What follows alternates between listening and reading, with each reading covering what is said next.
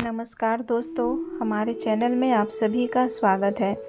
आज की कहानी है कर्मों का तमाचा। ये बेटा, बस एक लिट्टी खाने को दे दो, भगवान तुम्हारा भला करेगा।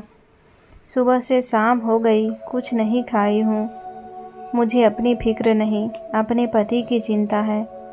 अगर वो कुछ खाएंगे नहीं तो बीमार पड़ जाएंगे। आखिर कितना पानी पिला पिला कर अपनी और उनके पेट की आग को शांत करूं। बस एक लिट्टी दे दो बेटा, भगवान तुम्हारी तिजोरी भर दे। इस बूढ़ी माई का आशीर्वाद ले लो। अपने चेहरे को मैले कुचैले आंचल से ढकती हुई एक बूढ़ी औरत हाथ फैलाते हुए दुकानदार से बोल रही थी और बार बार पीछे मुड़कर अपने पति को भी देख रही थी कि वो ठीक है कि नहीं। वहीं दूर पेड़ की छाया में वृद्ध व्यक्ति पसीने से लथपथ, मुंह सूखा हुआ, पेट पर हाथ सहलाते हुए मानो अपनी पेट की आग को कह रहे हो, शांत हो जाओ, कुछ न कुछ मिल ही जाएगा। और कुछ नहीं मिला तो रात में वह सूखी रोटी और बासी सब्जी तो मिल ही जाएगी, जिसे खाना हमारी मजबूरी है। दुकानदार कैलाश उस बूढ़ी औरत को डांटते हुए बोला, अरे वो बुढ़िया, हमने यहाँ लंगर नहीं खोल रखा है जो रोज़ रोज़ बिना बुलाए आ जाती हो। तुमसे कितनी बार कहा है, यहाँ जब ग्राहक हो तब खड़ी मत रहा करो, पर तुम हो कि रोज़ की अपनी आदत बना ली हो। देखो तुम्हारे कपड़ों से कितनी दुर्गंध आ रही है। कितने ग्राहक तो तुम्हें देखकर ही लौट जाते हैं और मैं बार बार मना करता हूँ। क्या ये बात तुम्हारी समझ में नहीं आती? और ये क्या, तुम्हारा पति वहाँ ठंडी हवा ले रहा है और भीख मांगने के लिए तुम्हें आगे कर दे रहा है? कैसा मर्द है वो। चलो जाओ यहाँ से। पता नहीं कहाँ कहाँ से चले आते हैं। इनको लगता है लिट्टी यहाँ फ्री में बट रही है। कहते हुए उसने बूढ़ी ज्योति जी को आगे का रास्ता दिखाया और ज्योति जी अपनी आंखों में आंसू भरकर अपने पति की तरफ जाने लगी। तभी कैलाश के चाचा जी राम नारायण बाबू, जिनकी वो दुकान थी, अचानक से आए और कैलाश को डपकते हुए अपने नौकर रामू से बोले, रामू, 2 लिट्टी और 1 चाय इस बूढ़ी औरत को दे दो। क्या बेटा कैलाश, सुबह सुबह किसी भूखे को दुकान से लौटा रहे हो? जानते नहीं हो, नर में ही नारायण बसते हैं। कौन जाने भगवान किस रूप में हमारे पास आ जाते हैं। ये लो बहन जी, ये लिट्टी खा लो और चाय पी लो। बच्चा है, माफ़ कर दो। ज्योति जी अपने आंसू पोंछते हुए जैसे ही लिट्टी और चाय लेकर वहाँ से जाने लगी तो राम नारायण बाबू बोले, बहन जी, यहीं पंखे की हवा में बैठकर खा लो, क्यों धूप में जा रही हो? ज्योति जी बोली, नहीं भाई साहब, मैं अकेली नहीं हूँ और अपने पति को भूखा रहकर मैं खुद कैसे खा सकती हूँ। जिसने दुख सुख में मेरा सदा साथ दिया, उसे वहाँ अकेले छोड़कर मैं ठंडी हवा में बैठकर खाऊंगी? नहीं नहीं, मुझसे पाप लगेगा। मैं नरक जैसे जीवन को तो भोग ही रही हूँ, अब उस नरक में नहीं जाना चाहती। आपने मुझ बूढ़ी औरत की भूख को समझा। भगवान आपको खूब तरक्की दे और ढेर सारा आशीर्वाद देकर ज्योति जी वहाँ से चली गई। उनके जाते ही राम नारायण बाबू बोले, लगता है किसी भले घर की औरत है, ना जाने किन परिस्थितियों में उसे हाथ फैलाना पड़ रहा है।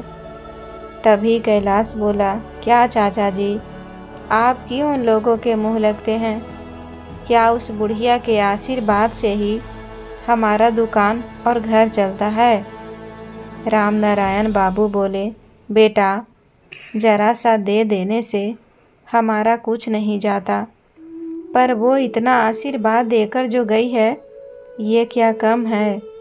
पता नहीं किसका आशीर्वाद कब लग जाए और कितने ही ग्राहक ऐसे आते हैं जो एक लिट्टी खाते हैं और दूसरा जूठा छोड़कर ऐसे ही आगे बढ़ जाते हैं। कैलाश चिढ़कर बोला, चाचा जी, अगर ऐसा ही चलता रहा और हम आशीर्वाद लेकर चीज़ों को देने लगे तो एक दिन दुकान पर ताला लग जाएगा। बुरा मत मानिएगा, एक बात कहूँगा, मुझे लगता है आपको जल्द ही रिटायरमेंट लेना पड़ेगा। वो कहते हुए हंसने लगा। तो बोले, ऐसा नहीं कहते बेटा, एक दिन तुम्हें मेरी बात समझ में आएगी। किसी का आशीर्वाद कभी खाली नहीं जाता। इंसान एक हाथ करता है तभी तो दूसरा हाथ आगे चलकर उसकी मदद के लिए बढ़ता है। कैलाश उनकी बातों से सहमत नहीं हुआ और बड़बड़ाता हुआ वहाँ से चला गया। अचानक राम नारायण बाबू की नज़र ज्योति जी पर पड़ी, जो अपने भूखे पति को लिट्टी देते हुए उनके दुकान की तरफ इशारा करते हुए मुस्कुरा रही थी। और उतनी सी चाय में दोनों ने अपना मुंह मीठा किया और एक दूसरे के कंधे पर सर रखकर दिन गुजरने का इंतज़ार करने लगे। पर क्यों, ये कोई नहीं जानता था। राम नारायण बाबू की कोलकाता के बड़े बाज़ार में खूब बड़ी स्नैक्स और मिठाई की बड़ी सी दुकान थी, जहाँ पहले उनके पिताजी छोटे से दुकान लगाया करते थे। फिर वहाँ वो और उनके भाई उनकी जिम्मेदारियों में हाथ बटाने लगे। जब कैलाश छोटा था तभी राम नारायण बाबू के बड़े भाई की मृत्यु हो गई और वो उनके परिवार को भी अपने परिवार जैसा संभालने लगे। उन्हें याद है, वो अक्सर अपने पिताजी को देखा करते थे कि जो भी मांगने वाला आता था, उनके भाई और पिताजी कभी उन्हें खाली हाथ नहीं लौटाते थे। आज जो कैलाश उनसे कह रहा है, कभी वो भी अपने पिता से ऐसे ही सवाल जवाब किया करते थे और पिताजी समझाते, बेटा, अच्छे कर्म का फल हमेशा ही अच्छा होता है, इतना याद रखना। आज हम जो भी कर रहे हैं वो हमारे बच्चे भी देख रहे हैं, वो कल को वो भी अच्छा कर्म ही सीखेंगे। हाँ, वो बात अलग है कि हाथ की पांचों उंगलियां एक जैसी नहीं होती है, पर एक अगर खराब हुई तो क्या हुआ, दूसरी तो अच्छी होगी। इतना विश्वास भगवान पर और अपनी परवरिश पर ज़रूर रखना चाहिए। और यही नतीजा है कि आज दुकान भी अच्छे से चल रही है और पूरा परिवार एक दूसरे के साथ मिलजुल कर रह रहा है। दोपहर होते होते राम नारायण बाबू ने कैलाश को घर भेज दिया, ये कहकर कि 1-2 घंटे आराम करके आना, तब तक मैं दुकान संभालता हूँ। फिर शाम होने को आई तो राम नारायण बाबू कैलाश से बोले, बेटा कैलाश, अब मैं घर जाता हूँ, तुम्हारी चाची इंतज़ार कर रही होगी। तुम तो जानते हो अपनी चाची को, जब तक मैं नहीं जाऊँगा वो चाय भी नहीं पिएगी। इतना कहकर वो तिजोरी की चाबी कैलाश को पकड़ा कर निकल लिए थे। अचानक से उनकी नज़र ज्योति जी और उनके बूढ़े पति पर पड़ी। दोनों वहीं सरकारी नल के पास अपना हाथ मुंह धोकर अपने कपड़े को ठीक करके निकल रहे थे। राम नारायण बाबू को देखकर ज्योति जी हाथ जोड़कर उनका शुक्रिया अदा की और अपने पति की तरफ मुखातिब करते हुए बोली, ये मेरे पति राम सेवक बाबू हैं। आज आपने हम पर भारी कृपा की है, बहुत बहुत धन्यवाद। राम नारायण बाबू बोले, मैं पिछले कई महीनों से आपको यहाँ देख रहा हूँ। आप इस शहर के नहीं लगते हैं। आप हैं कहाँ के? और पूरा दिन यहाँ गुजारने के बाद आप कहाँ जा रहे हैं? क्या आपका कोई रिश्तेदारी शहर में रहता है या फिर आपने कहीं और ठिकाना बनाया है? ज्योति जी की आंखें झरझर बहने लगी। राम सेवक बाबू उन्हें हौसला देते हुए राम नारायण बाबू से बोले, भाई साहब, आपका नमक खाया है, आपसे झूठ क्या ही बोलूँगा और अपनी सच्चाई छुपा कर भी क्या कर सकता हूँ। मेरे दो बेटे हैं। मेरा बड़ा बेटा उमेश यहीं इसी शहर में नौकरी करता है और अपने परिवार के साथ रहता है। 3 महीने पहले जब मैं रिटायर हुआ तो मुझे सपने दिखाकर और हमारी सेवा करने के लिए यहाँ ले आया। कहते कहते राम सेवक बाबू रोने लगे और अपनी दुख की दास्तान नारायण बाबू को सुनाने लगे और नारायण बाबू घर जाना भूल गए और वहीं फुटपाथ पर बैठकर उनकी बात सुनने लगे और राम सेवक बाबू पुरानी यादों में खो गए। राम सेवक बाबू का बड़ा बेटा उमेश बोला, बाबूजी, इतने सालों से मुकेश के साथ रह रहे हैं, जरा सा भी आप में या माँ में फ़र्क नहीं आया। आप कुछ वक्त हमारे साथ चलकर क्यों नहीं रहते हैं? आखिर अब आप आराम नहीं करेंगे तो कब करेंगे? और यहाँ की जिम्मेदारी मुकेश बखूबी संभाल सकता है। आखिर अब वो बच्चा नहीं रहा और हमें भी आपकी सेवा करने का मौका दीजिए, नहीं तो लोग कहेंगे कि हम तो आपको पूछते ही नहीं हैं। ज्योति जी बोली, नहीं नहीं बेटा, ऐसी बात नहीं है।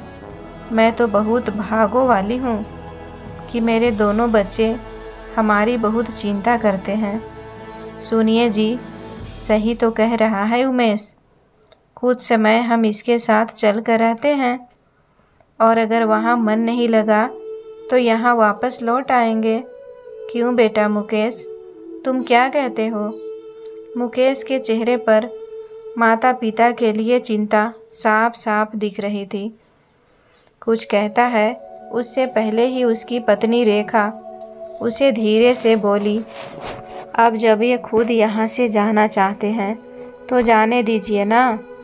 कुछ महीने तो मुझे भी चैन से जीने दीजिए। थक गए हूँ सर पर पल्ला रख रख के और सुबह शाम वही दाल भात चोखा बनाकर। मुकेश चुप हो गया तो रेखा बोली, क्यों नहीं माँ जी, आखिर जेठ जी का भी आप पर अधिकार है। हो आइए कुछ समय के लिए, हम कौन सा यहाँ से भागे जा रहे हैं। क्यों जी, ठीक कहा न मैंने? कहते हुए रेखा ने मुकेश को कोहनी मारी। मुकेश चुपचाप हाँ में सर हिला दिया। 2 दिनों बाद उमेश माता पिता को लेकर कलकत्ता पहुँच गया। घर के अंदर जैसे ही प्रवेश किया, उसकी पत्नी कविता पहले तो मुंह बनाई, सास ससुर को वहाँ बैठाकर उमेश को अंदर ले गई और बोली, ये क्या, गए थे खाली हाथ और वहाँ से कबाड़ उठा लाए? मुझे एक बार पूछा तक नहीं, आखिर क्यों? उमेश कविता का मुंह बंद करते हुए बोला, अरे पगली, बाबूजी अभी रिटायर हुए हैं, सोचो उनके पास कितने पैसे होंगे। वैसे भी घर खर्चा तो मुकेश ही संभालता है। पहले से ही उनके बैंक में ना जाने कितना बैलेंस जमा हो चुका होगा। ये सिर्फ मेरे अम्मा बाबूजी नहीं, बल्कि सोने के अंडे देने वाले मुर्गी हैं।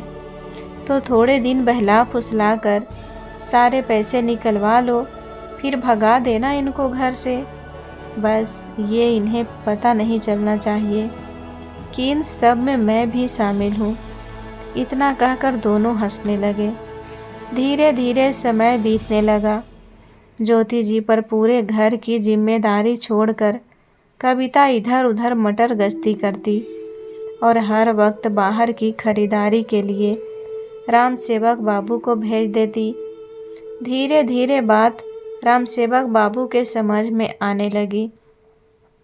एक दिन उमेश जब दफ्तर गया, उसके जाते ही कविता राम सेवक बाबू को बोली, बाबूजी, कल उनके कुछ दोस्त आ रहे हैं। मैं सोच रही थी खीर पूड़ी बनाऊंगी, तो जाइए 2-3 लीटर दूध लेकर आ जाइए। राम सेवक बाबू बोले, बहू चला तो जाऊंगा, मुझे पैसे दे दो, क्योंकि मैं जितने भी पैसे लेकर आया था सब लगभग तुम्हारे घर खर्चे में ख़त्म हो गए हैं। कविता बहुत नाराज़ हुई और कहने लगी, ख़त्म हो गए? कैसे ख़त्म हो गए? आप तो ऐसे कह रहे हैं जैसे कि आपके सारे पैसे मैं या मेरे बच्चे खा गए। आप दोनों भी तो इस घर में रहते हैं, पूरे दिन खाते रहते हैं, उसका क्या? राम सेवक बाबू बोले, बहू, क्या हमारे बेटे की कमाई पर हमारा अधिकार नहीं? अरे मेरे पास जितने पैसे थे वो मैंने निसंकोच तुम लोगों पर खर्चा कर दिया, और अब अगर पैसे नहीं है तो तुम हमारी रोटियां गिनोगी। बहुत देर दोनों में बहस चली। उन दोनों की बहस सुनकर ज्योति जी जूठे बर्तनों को धोना छोड़कर सामने आई और दोनों को चुप कराने लगी। तभी गुस्से में कविता ने उन्हें जोर से धक्का दिया और बोली, बुढ़िया, तेरी इतनी हिम्मत कि मुझे चुप होने को बोलेगी? ज्योति जी गिरने ही वाली थी कि राम सेवक बाबू ने उन्हें संभाल लिया और बोले, बहू, ये क्या कर रही हो? भूलो मत, ये हमारे बेटे का भी घर है। कविता बोली, ठीक है, बेटे का घर है ना, तो जब बेटा घर में रहे तभी तुम दोनों घर के अंदर आना, दफा हो जा मेरे घर से। इतना कहकर कविता ने उनको धक्के मारकर बिना चप्पल के घर से बाहर निकाल दिया और घर का दरवाज़ा उनके मुंह पर बंद कर दिया। जब ज्योति खिड़की के पास आकर रोने लगी और कहने लगी, बहू, इनकी गलती के लिए मैं माफ़ी मांगती हूँ, ऐसा मत करो। इस भरी दोपहरी में हम कहाँ जाएंगे? सुबह से एक चाय तक नहीं मिली है और तुमने हमें घर से निकाल दिया। ऐसा अन्याय मत करो बहू। कविता ने ज्योति जी के मुंह पर थूकते हुए बोला, चल हट बुढ़िया, तू भीख मांग रही है और वो तेरा बुढ़ाऊ अकड़ दिखाता है। जाओ, अब सुबह से शाम तक तुम दोनों बाहर रहोगे। भीख मांग कर खाओ या रेल के पटरी के नीचे आकर मर जाओ, मुझे इससे कोई मतलब नहीं। पर खबरदार, जो बेटे के आने से पहले घर के अंदर आए तो जब वो आए तभी घर के अंदर कदम रखना, वरना दोनों के टांगे तोड़ दूंगी। इतना कहते हुए खिड़की भी बंद कर दिया।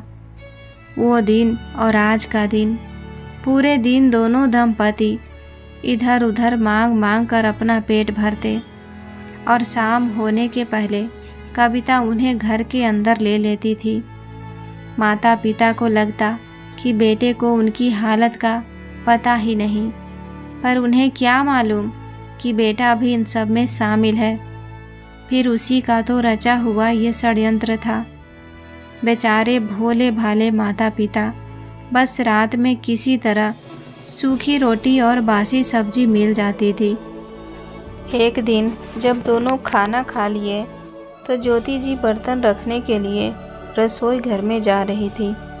तभी उमेश की आवाज़ सुनी। उनके कदम वहीं रुक गए। उमेश पत्नी से कह रहा था, कविता, इसी तरह उन पर अत्याचार करती रहो, वरना अगर वो चले गए तो सब कुछ मुकेश के नाम कर देंगे। मैं अपनी लाचारी दिखाऊंगा तो देखना, एक न एक दिन वो झुकेंगे और आकर मुझसे कहेंगे कि बेटा, मैं अपनी सारी संपत्ति तुम्हारे नाम कर देता हूँ। इतना कहकर दोनों हंसने लगे। ज्योति जी ने आकर राम सेवक बाबू को सारी बातें बताई। राम सेवक बाबू के पैरों तले जमीन खिसक गई। उन्हें भरोसा नहीं हुआ कि बहू के साथ बेटा भी उन पर होते हुए अत्याचारों में मिला हुआ है। पर बेचारे करते क्या, हर वक्त उन दोनों पर कविता की जासूसी नज़र होती थी। खाली हाथ और खाली पैर दोनों को घर से बाहर भेजती ताकि वो लोग अपने सामान और चप्पल के साथ वापस घर ना भाग जाए। अचानक राम नारायण बाबू की आवाज़ सुनकर राम सेवक बाबू की तंद्रा टूटी। राम नारायण बाबू बोले, तो क्यों नहीं आप लोग इस हालत में भी वापस अपने छोटे बेटे के पास चले जाते हैं? क्या वो भी ऐसा ही है? और जो माँ बाप अपने बच्चों के लिए इतना करते हैं, वो बच्चे कैसे उनके साथ धोखा कर सकते हैं? मैं तो अपने भतीजे को भी अपने बेटे से कम नहीं समझता हूँ। कल को वो अगर मेरे साथ धोखा करे, मैं तो बर्दाश्त नहीं कर पाऊँगा। ज्योति जी बोली, नहीं नहीं भाई साहब, मेरा मुकेश बड़ा भाला मानुस है, बिल्कुल श्रवण कुमार जैसा। हाँ, पत्नी थोड़ी तेज मिजाज की है, पर वो भी उतनी भी बुरी नहीं है। राम सेवक बाबू बोले, जब अपनी औलाद ऐसी निकल सकती है तो भतीजे की तो कोई गारंटी नहीं है साहब। आप बहुत अच्छी इंसान हैं। भगवान करे आपका बेटा भतीजा दोनों भले इंसान बने, पर एक बार ज़रूर उनकी परीक्षा लेकर देखिएगा। कहीं ऐसा ना हो कि आप सपने देखते रह जाइए और वो आपके खिलाफ षड्यंत्र रचने लगे। वक्त रहते ही अपना बुढ़ापा संभाल लेना ही बेहतर है, वरना हमारी तरह भिखारी जैसी हालत ना हो जाए। और आप पूछ रहे थे ना कि मैं ऐसे क्यों नहीं चला जाता। सोचिए, अगर मैं ऐसे फटे हाल और नंगे पैर अपने घर लौटूंगा तो समाज में मेरे निर्दोष बेटे की क्या इज्जत रह जाएगी। मेरी इज्जत की तो पहले ही धज्जियां उड़ चुकी है। मैं नहीं चाहता वहाँ भी लोगों को इन बातों का पता चले। कहते कहते राम सेवक बाबू फूट फूट कर रोने लगे। राम नारायण बाबू बोले, सही कहा आपने पिता, ऐसा ही होता है। अपने दर्द को बर्दाश्त करके भी बच्चों की भलाई के बारे में ही सोचता है। पर अब ज़माना बदल रहा है। मैं तो कहूँगा, छोड़िए इस मोह माया को और अपने लिए जीना सीखिए। कभी ऐसे रिश्तों को अपने पास मत रखिए जिसमें से दीमक की बदबू आती हो, वरना अच्छे रिश्ते भी खराब हो जाते हैं। इतना कहते हुए राम नारायण बाबू ने उनके हाथों में पैसे दिए और बोले, ये कर्ज नहीं, इंसानियत के नाते दे रहा हूँ। अपने लिए और बहन जी के लिए एक जोड़ी कपड़े और चप्पल खरीद लीजिए और कल सुबह की गाड़ी से ही निकल जाइए। तब तक के लिए मेरी दुकान के बगल में एक कमरा है, उसमें आप ठहर सकते हैं। मैं कह दूंगा अपने कर्मचारियों को, वो आपको बस अड्डे तक छोड़ आएगा। इतना कहते हुए राम नारायण बाबू वहाँ से जाने लगे। उनके चेहरे पर मुस्कुराहट तो थी, लेकिन माथे पर चिंता की लकीरें भी थी। क्या उनके बच्चे भी उनके साथ ऐसा कर सकते हैं? कौन जानता है कि किस्मत किस करवट लेगी। राम नारायण बाबू का खुद का भी एक बेटा था जिसका नाम रमेश था। रमेश स्वभाव का बड़ा ही दयालु। उसे दुकान पर बैठना पसंद नहीं था। वो अपने दम पर कोई नौकरी करना चाहता था। राम नारायण बाबू ने उसकी इच्छा का सम्मान रखा और भतीजे के साथ कोलकाता में रहने लगे, क्योंकि भतीजे को कभी उन्होंने बेटे से कम नहीं माना। पर कैलाश का स्वभाव थोड़ा उग्र और स्वार्थ से भरा था। वो रमेश से छोटा था, इसीलिए उसे हमेशा यही लगता था कि दुकान और घर वो संभाल रहा है। अपनी माँ के साथ चाचा चाची की जिम्मेदारी भी वही उठा रहा है, तो संपत्ति पर रमेश से ज़्यादा उसका अधिकार है। और यही भावना उस परिवार से धीरे धीरे अलग करने लगी। इधर माँ बाप घर लौटकर नहीं गए, तो बेटे बहू ने उन्हें ढूंढना भी ज़रूरी नहीं समझा। इधर राम नारायण बाबू की सहायता से राम सेवक बाबू वापस अपने घर पहुंच गए। जब मुकेश को सारी बात का पता चला तो उसे बहुत अफसोस हुआ, यहाँ तक कि रेखा को भी बहुत अफसोस हुआ कि उसी ने उन लोगों को जाने के लिए उकसाया था। पर वो कहते हैं ना, वक्त अच्छे अच्छे घाव को भर देता है। तो वो भी अपनी दर्द भरी यादों को भूलने की कोशिश करने लगे। एक दिन ज्योति जी रेखा से बोली, रेखा बहू, मेरी बीपी शुगर की दवाई ख़त्म हो चली है, इसीलिए मुकेश को फ़ोन करके ज़रा कह दो कि ऑफिस से शाम को लौटते समय ज़रा दवा लेते आए। ज्योति जी की बात सुनकर रेखा अपने कमरे में जाकर फ़ोन पर मुकेश से कहने लगी, जब देखो तब आपकी माँ कुछ न कुछ काम बता ही देती है। अब क्या इन दोनों का ठेका हमने ले रखा है? दोनों बड़े भैया को भला बुरा कहते हैं। ज़रूर इन लोग ऐसा कुछ किया होगा जिसके कारण जेठानी जी ने इनको इतना सताया होगा। और अब क्या, बस हम दोनों को ही उनकी तीमारदारी करनी होगी। पूरे दिन ससुर जी बस बैठे बैठे अखबार पढ़ते रहते हैं और दिन भर माँ जी के साथ कमरे में घुसे रहते हैं, मानो नवविवाहित जोड़ी हो। हद है, उनके खर्चे कम नहीं हो रहे हैं। क्या उनके खर्चे हम ही वहन करें? और आपके बड़े भाई साहब अपने परिवार के साथ वहाँ मज़े में रहेंगे। उन्होंने जो किया, क्या उनकी सज़ा उन्हें नहीं मिलेगी? और यहाँ इतना करने के बाद हमें क्या मिलेगा, इसकी कोई गारंटी है? काम के न काज के, दुश्मन अनाज के। और तो और उनके नखरे भी बर्दाश्त करो। अब मुझसे ये सब बर्दाश्त नहीं हो पाता। अपनी पत्नी की झल्लाहट भरी उलाहना सुनकर मुकेश ने कहा, जब देखो लड़ाई झगड़े और अलग होने की बात करती हो।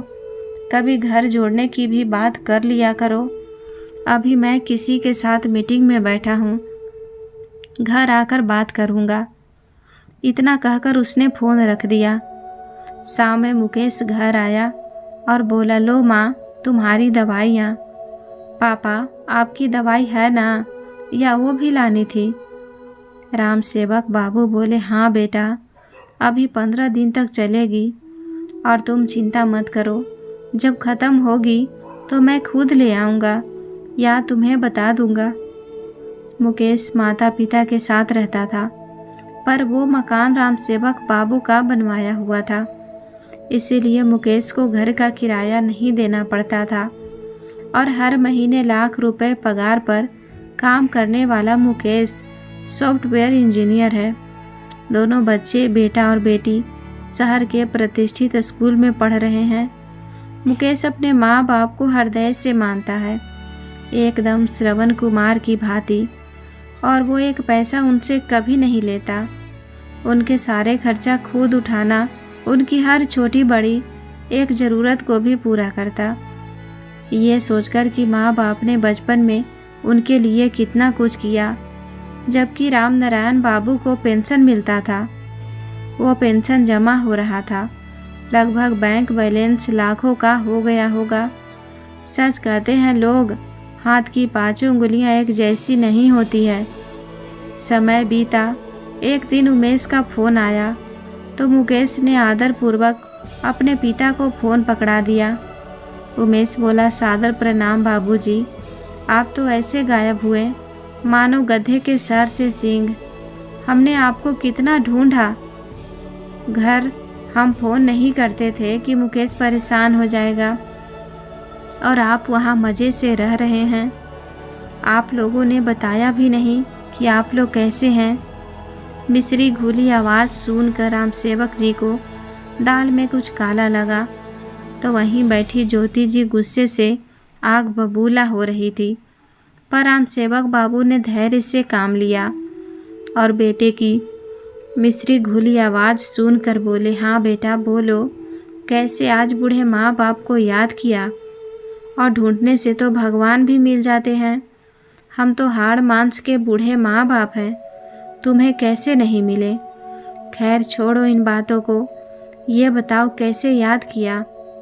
वहीं बैठी ज्योति जी बड़बड़ाने लगी, याद किया? अरे जब तक उसे ज़रूरत नहीं होगी वो हमें क्यों याद करेगा? वो इतना लोभी है कि बिना स्वार्थ के किसी को फ़ोन नहीं करेगा। जरूर आपसे कोई न कोई काम होगा। ऐसा स्वार्थी बच्चे तो बूढ़े माँ बाप का भी मोल लगा देते हैं।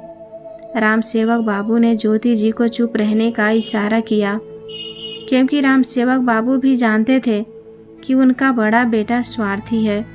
वो इतना लोभी है कि बिना स्वार्थ के वो कभी फ़ोन नहीं करेगा। इसीलिए वे पहले ही सतर्क हो चुके थे। उधर से उमेश बोला, वो क्या है ना बाबूजी, आपका पोता अमेरिका जाना चाहता है। करीब 15 से 20 लाख की ज़रूरत होगी और आपके पास तो इतना पैसा होगा ही, इसीलिए मैंने सोचा आपको बता दूं। आप अपने पोते के लिए आशीर्वाद स्वरूप अगर वो पैसे दे देंगे तो वो आगे की पढ़ाई कर लेगा और उसकी मदद हो जाएगी। बेटे की लाग लपेट बातों को सुनकर राम सेवक बाबू के तन बदन में आग लग गई और वो जोर से चिल्लाकर बोले, कैसा पैसा? कौन हो तुम और किस हक से बोल रहे हो और मांग रहे हो कि तुम्हें अपनी मेहनत की कमाई दे दूं? तुम जैसा दोगला नमक हराम और खच्चड़ बेटा किसी को ना हो। मेरे पैसों पर सिर्फ मुकेश का हक है। तुमने जो हमारे साथ किया वो मैं मरते दम तक नहीं भूल सकता, और आज तुम मुझसे पैसों की मदद मांग रहे हो। किसके लिए? अपने बेटे के लिए?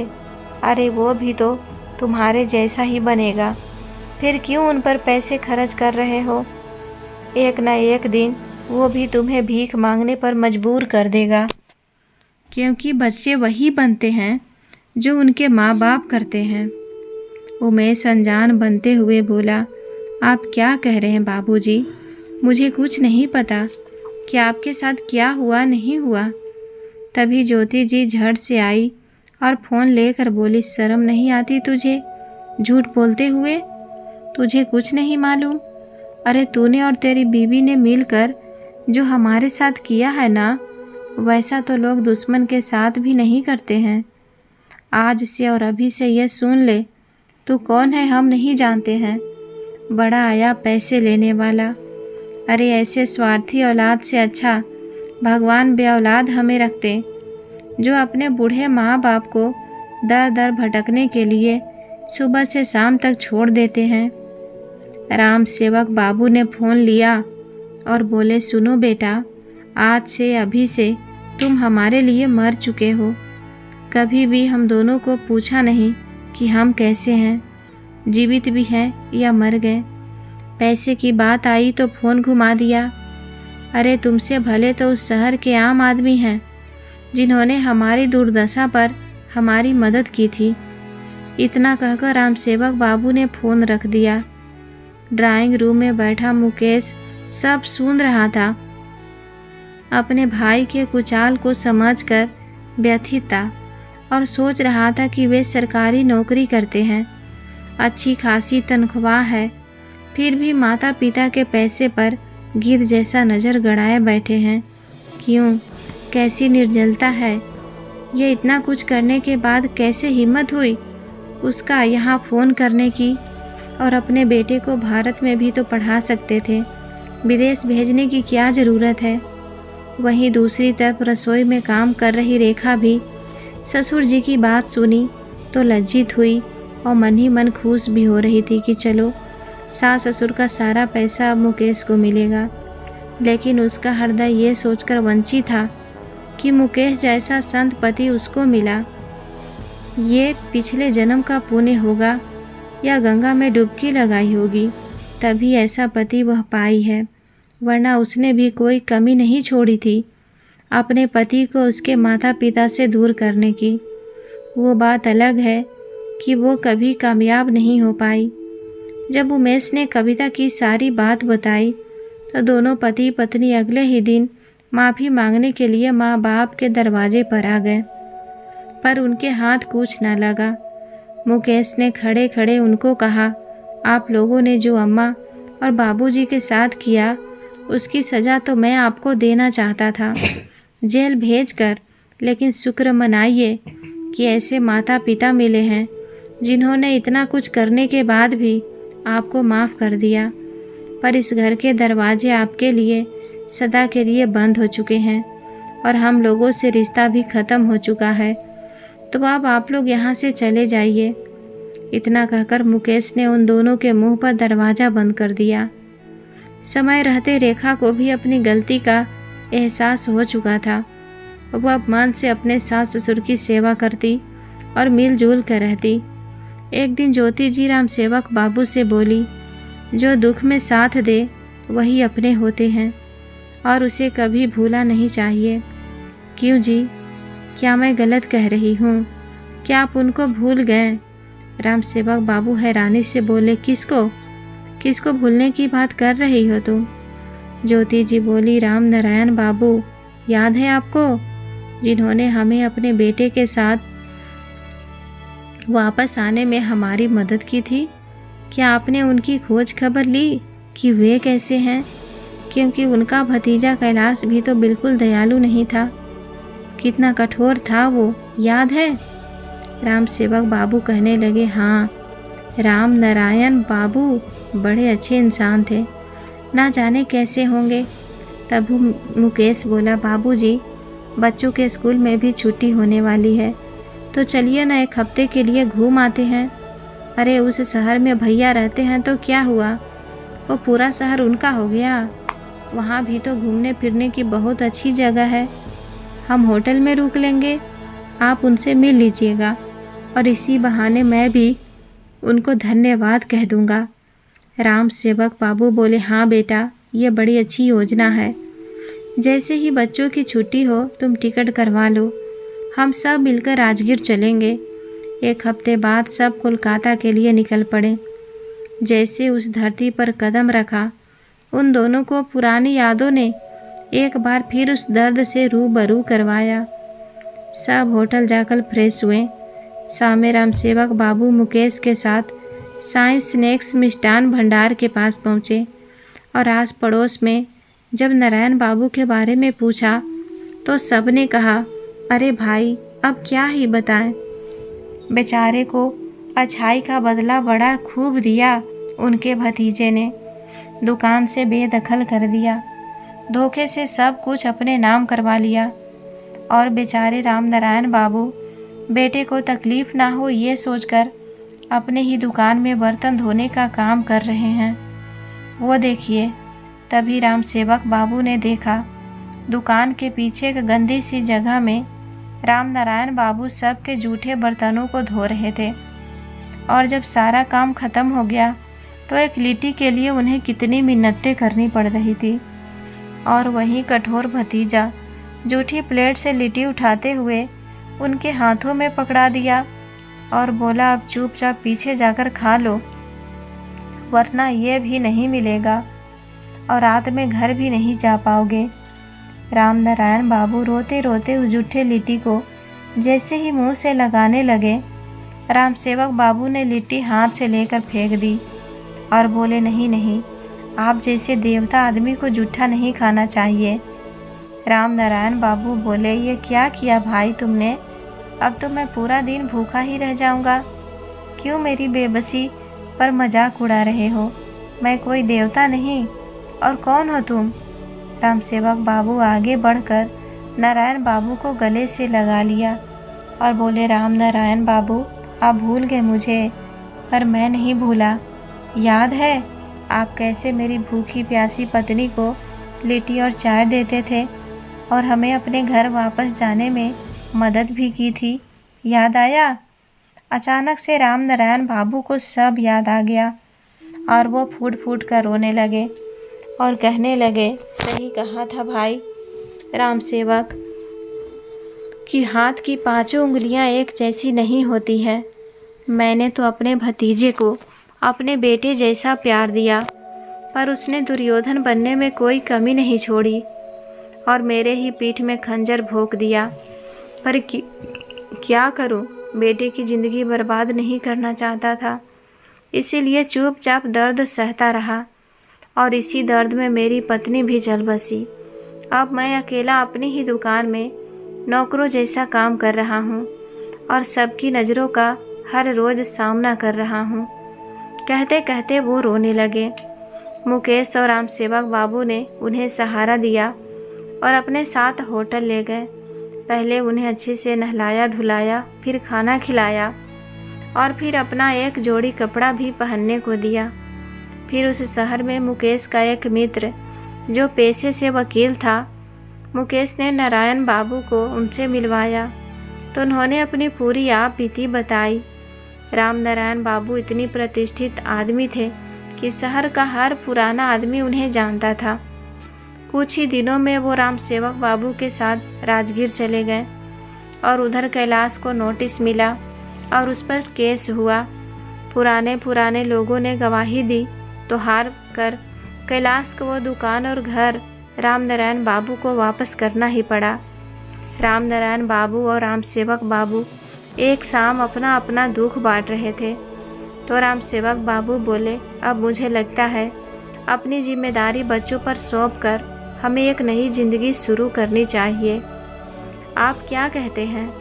राम नारायण बाबू उनका इशारा समझ गए और बोले, सही कहा आपने, हमें ऐसा कदम उठाना होगा ताकि आने वाली पीढ़ियों को भी सबक मिल सके और हम जैसे बुजुर्गों को भी सीख मिले ताकि कोई दोबारा मेरी जैसी गलती ना कर सके। फिर ज्योति जी ने भी उनके फैसले पर अपनी सहमति जताई। 2 दिन बाद राम सेवक बाबू ने अपना घर अपने आधे पैसे बेटे मुकेश के नाम कर दिया और वृद्धाश्रम जाने लगे। बेटा बहुत रोकने लगा पर वो माने नहीं। फिर रेखा भी रोते हुए अपने गुनाहों को कबूल की तो ज्योति जी ने कहा, गलती से ही इंसान सीखता है बहू, तुमने अपनी गलती मानी, इससे ज़्यादा और क्या चाहिए। और हम दूर कहाँ जा रहे हैं, हम भी तुमसे मिलने की इच्छा हो तुम आ सकती हो। इतना कहते हुए वो तीनों चले गए।